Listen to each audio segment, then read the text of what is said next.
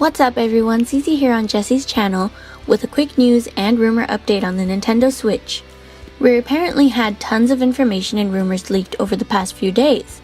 This all comes from the queens of Nintendo Switch rumors, Emily Rogers and Laura Kate Dale, as well as a few websites like IGN and Eurogamer, who are also known for leaking information. We have everything from rumored and confirmed Switch games, a new wave of Nintendo Switch dev kits having a more powerful CPU and GPU than previous dev kits, upgradable virtual console games, and much more. So hit that subscribe button, give this video a like, and with that out of the way, let's get this started. So this isn't going to be in any particular order, but first up, we have some information on how virtual console games will work. It seems we will be getting virtual console games that will be linked to your account and not your hardware. And it will be required to pay an upgrade fee for virtual console purchases you've already made. Think of this as something similar to when you connected your Wii U to the original Wii Nintendo account. You may have already had certain games purchased on your Wii Virtual Console, and instead of being able to download the games once again to your Wii U, you had to pay a small $2 or $3 fee, which is better than paying the full price of the game, but still didn't make sense to me. I think I've bought the original Legend of Zelda and Mario NES games on the 3DS, Wii, Wii U, and guess what? It seems once again I'll be buying them, hopefully for the last time, on the Nintendo Switch. However, if the rumor is true that the new eShop or Virtual Console, whatever Nintendo is going to end up calling it on the Switch, will have the purchases linked to your account as opposed to your hardware, then I'll be happy. Being able to freely upgrade to a newer version of the Switch, or a new console in the future, and being able to bring those games along with me will be amazing. It is important to note that some people are saying the selection of Virtual Console titles at launch will be a little disappointing. So this could be taken a few different ways. Either we will only have a portion of the games that we see on the Wii U's Virtual Console, which would be disappointing, or it will be the same games with only a few newer games to choose from, which would be less disappointing but still not nearly as great as having a huge catalog of GameCube, DS, and other games to choose from. Next, let's move on to those dev kit rumors. Is the Nintendo Switch going to have Maxwell? Well, from what I've gathered, the controversy here comes from reports that a new second wave of dev kits that are noticeably more powerful have been sent out. If I'm remembering correctly, this happened with the Xbox One shortly after it launched as well. New dev kits with a higher CPU clock were sent out, followed by Microsoft upgrading the Xbox One's firmware to allow devs to access more GPU power that was being reserved for the Kinect. Another interesting rumor is that the Nintendo Switch will not have a removable battery. This will only affect the most hardcore of players, but this basically means that we won't be able to upgrade the battery inside the Switch. Some of you may have even upgraded the battery inside of your Wii U, which is incredibly easy to do. So it kinda stings to know that we won't be able to have the increased battery life with the Switch. Instead, it will be more like the 3DS, which to my knowledge is also unable to be upgraded. However, this isn't as horrible as it sounds.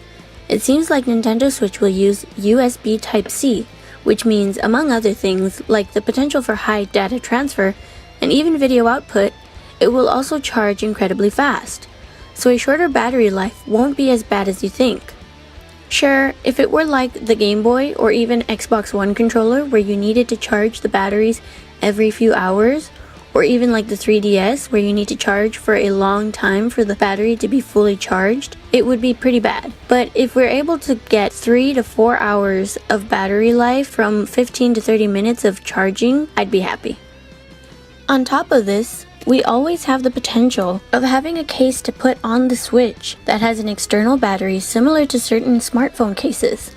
Plus, a lot of people think the Joy-Cons themselves will also have a battery inside, which when connected to the Switch will also supply power alongside the battery inside the Switch. Here we have a short one for the list, but one that a lot of people are looking forward to. A rumor suggests the Nintendo Switch will be region-free. After continuing to region lock both the Wii U and the 3DS, limiting gamers from playing Japan-only titles without purchasing a duplicate Japanese system, Nintendo will make the Switch region-free. According to a report from Let's Play Video Games, late CEO Satoru Iwata hinted at this possibility at an investors meeting last year, saying that the company was looking at it optimistically going forward.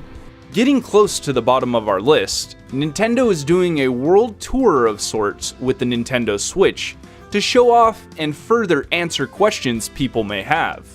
Not just reporters, media, and people in the gaming industry, but for normal fans as well.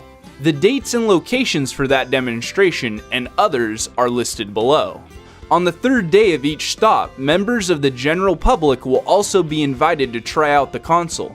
Nintendo encourages fans to show up early, as space is limited and people will be chosen on a first-come, first-served basis.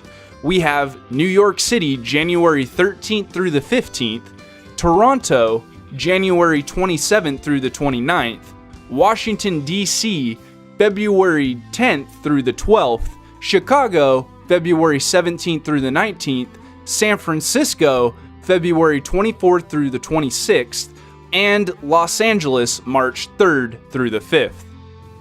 Next, we have rumored and confirmed Switch games, obviously Zelda Breath of the Wild, which will be the definitive version of the game with increased visuals. We have strong rumors that Smash Bros. For Wii U will be getting a port with minor changes for the Switch. Mario Kart 8 and Splatoon will be receiving ports as well, but with extensive enhancements. We have Crazy Rabbids and Mario games that sound like fun, but a little more focused towards the younger audience. We have the new 3D Mario game that was teased during the Switch trailer. We will be getting the usual third-party sports games that release on almost every platform, the enhanced version of Skyrim, the visually stunning title called Seasons of Heaven that again look amazing, even when compared to PS4 and Xbox One titles. The last on my list is the rumored Pokemon game, Pokemon Stars, which will apparently feature more than 20 new Pokemon unique to the Switch version. Finally, we come to a quick list of rumors from one of the queens of the Switch rumors, Laura Kate Dale. Breath of the Wild will not be a launch title for the Switch. Localization ended in December and it could take several months to complete. However, newer sources have confirmed it will launch alongside the Switch, so who really knows for sure? 2 third-party exclusive games at launch, with the rumored Rabbids and Mario crossover being one of them. She thinks Retro Games' new project won't be talked about at the event in January. Initial virtual console library won't be large, small upgrade fee required for games already owned on the Wii U and 3DS. 20 plus new Pokemon for the rumored Pokemon Sun and Moon port on Switch. However, Tom Phillips of Eurogamer, who initially leaked the port, doesn't think this is likely. Although most features of the Switch are known via leaks, at this point she thinks there are a few surprises left for the January event. One unexpected new IP will be shown. Purchases are tied to an account, not a system. The new Mario game will be playable at various preview and press events in January. Splatoon, Smash Bros, and Mario Kart 8 are enhanced ports, not entirely new games. Mario Kart is an extensive port, while Smash Bros has minimal new additions.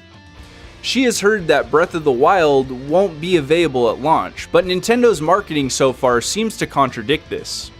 A short teaser for Beyond Good and Evil 2 is in the works, but she doesn't know if it will be ready for the January event. Like Emily Rogers, she has also heard about Mother 3 from very reputable sources, but she has no clue why it hasn't materialized yet. Monolith Soft is working on a new game.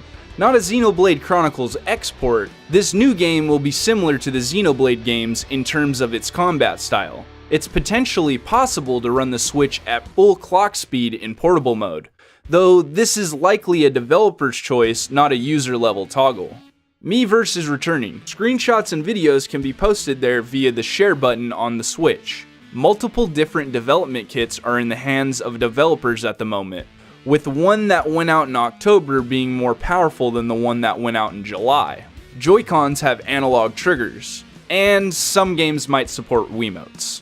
I want to thank you all for watching this video. If you liked it, give this video a like and share it with your friends. If you haven't already, please subscribe so you don't miss out on future gaming news, theories, rumors, and discussions. Also, let me know your thoughts in the comments below on how it could be improved. Your feedback is the most important part of bringing the quality of content on this channel to be the best that it can be. I would like to take this time to give a huge thank you to this month's Patreon supporters: Jonathan, The Edge Network, Magic Tech Review, John Frank, and Harris Priest. This video was made possible by supporters on Patreon. If you would also like to support this channel, head over to patreon.com/GameOverJesse where you can support this channel as well. Rewards vary from having your topic featured on a future discussion, seeing videos early, joining as a guest on a video, shoutouts, and having a custom avatar similar to my own drawn of you to match any video game or anime art style that you would like. Mine is of myself as Link, but you could choose to have yours any way that you would like.